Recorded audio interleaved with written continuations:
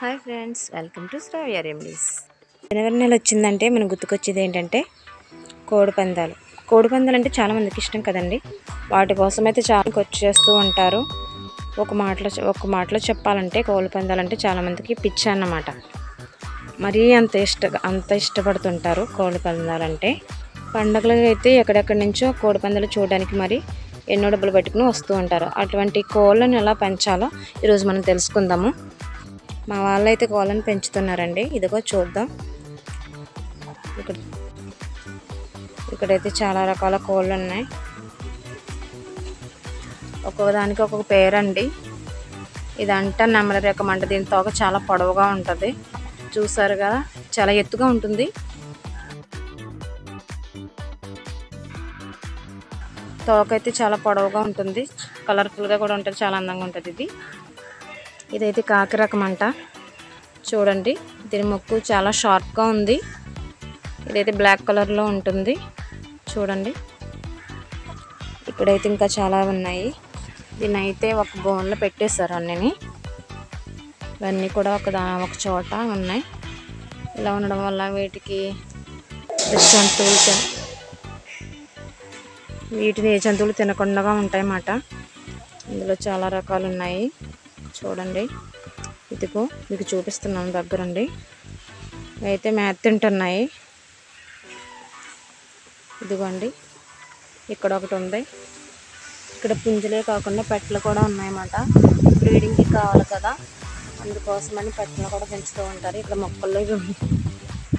మొక్కలు అయితే ఇవి ఒదిగిపోతున్నాయి. నన్ను చూసైతే పారిపోతున్నాయి. చూడండి, ఇవన్నీ ఇలా వెళ్ళిపోతున్నాయి. వీటిని పెంచడానికి అయితే ముఖ్యంగా అయితే ఇవి గంటలను వేస్తారంట. ఇంకా రైస్ కూడా వేస్తారు.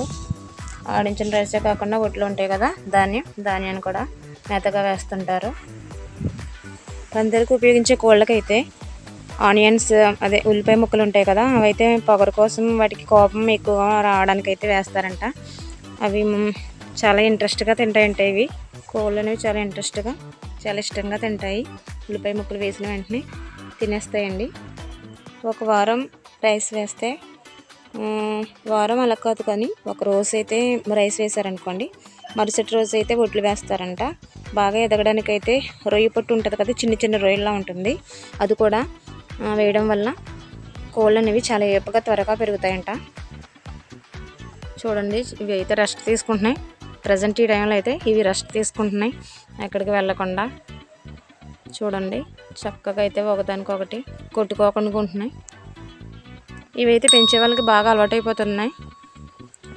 దీన్ని పెంచే యజమానికి అయితే చిటికి వేస్తే వెళ్ళిపోతున్నాయి వెనకాల. ఇందాక చూపించాను కదా కోళ్ళని అయితే పెట్టడానికి. అదే కాకుండా చూడండి, ఒక పెద్ద ఇంట్లాగా ఒకటి ఏర్పాటు చేశారు దీనికి.